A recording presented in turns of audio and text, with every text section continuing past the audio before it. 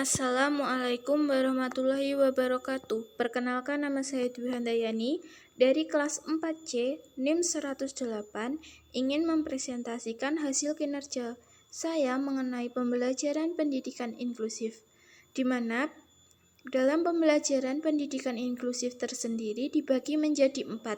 Yang pertama adalah pendidikan inklusi, yang kedua anak kebutuhan khusus atau ABK, yang ketiga adalah penyelenggaraan pendidikan inklusi sekolah dasar, dan yang terakhir adalah kekuatan pendidikan inklusi. Pendidikan inklusi terbagi menjadi 4 bagian.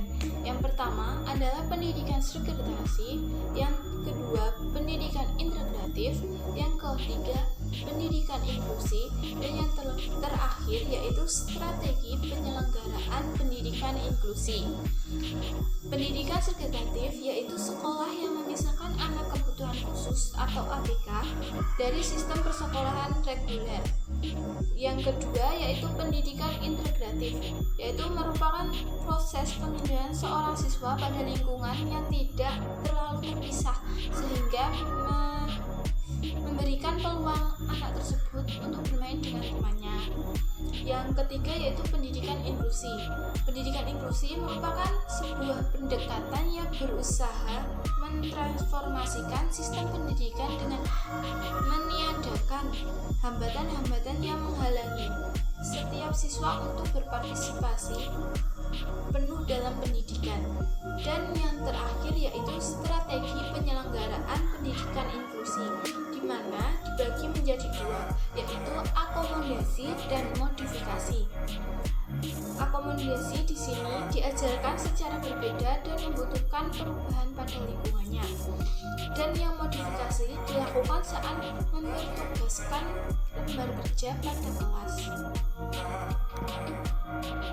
Yang kedua yaitu anak kebutuhan khusus atau ABK. Anak kebutuhan khusus terbagi menjadi 8 golongan. Yang pertama adalah tunalaras dan tunadaksa. Tunalaras merupakan hambatan yang dialami oleh siswa atau seseorang dalam mengendalikan emosi atau kontrol sosial. Sedangkan tunadaksa merupakan individu yang memiliki gangguan gerak yang disebabkan oleh kelainan. Yang kedua yaitu tunanetra. Tunanetra merupakan hambatan yang dimiliki individu atau seseorang dalam penglihatan. Sedangkan yang selanjutnya yaitu tunagrahita, yaitu hambatan yang dimiliki seseorang dalam memiliki inteligensi yang signifikan, berada di bawah rata-rata, dan disertai dengan ketidakmampuan dalam adaptasi perilaku yang muncul dalam masa perkembangan. Selanjutnya yaitu kesulitan belajar, merupakan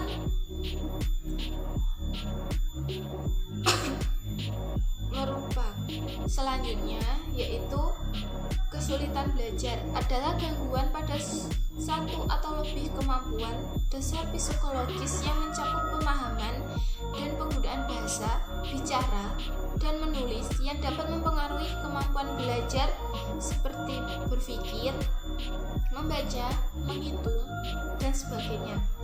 Selanjutnya yaitu lamban belajar, yaitu hambatan yang dimiliki siswa yang lambat dalam proses pembelajaran dibandingkan dengan sekelompok siswa lain atau teman lainnya. Dan selanjutnya yaitu cerdas istimewa, berhubung dengan akademik, sementara bakat istimewa lebih spesifik pada bidang praktikal. Selanjutnya yaitu autisme, yaitu suatu gangguan perkembangan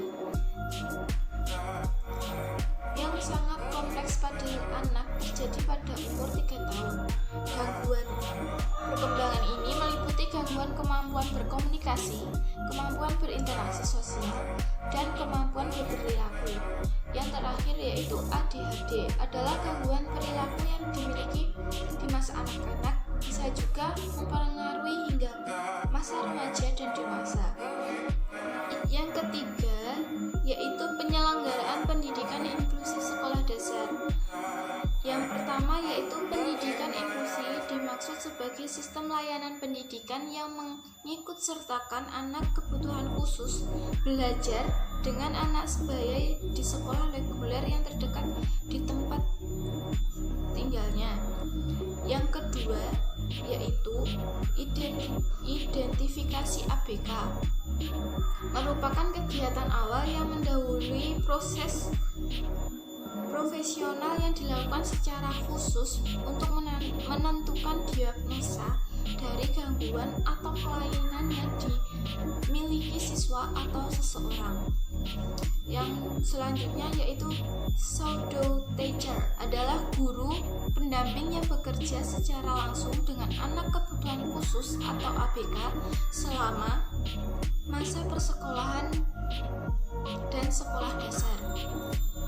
Selanjutnya yaitu PPI, merupakan suatu program strategi pembelajaran yang bertolak dari suatu pandangan yang mengakui bahwa manusia merupakan makhluk individu sebagai suatu kesatuan dari jiwa dan raga. Selanjutnya yaitu desain kurikulum pembelajaran. Dan yang terakhir yaitu evaluasi pembelajaran dapat diartikan sekumpulan komponen yang saling berkaitan satu sama lain, yang saling berkolaborasi di dalam membuat program perencanaan, pelaksanaan, dan pelaporan hasil evaluasi. Terakhir adalah kekuatan pendidikan inklusi. Itu dibagi menjadi 4. Yang pertama adalah pembelajaran partisipatif kolaboratif, dan yang kedua adalah pusat layanan klinasi, dan yang ketiga adalah partisipasi orang tua, dan yang keempat adalah sistem dukungan sekolah. Sekian presentasi yang dapat saya sampaikan. Apabila ada salah, mohon maaf. Wassalamualaikum warahmatullahi wabarakatuh.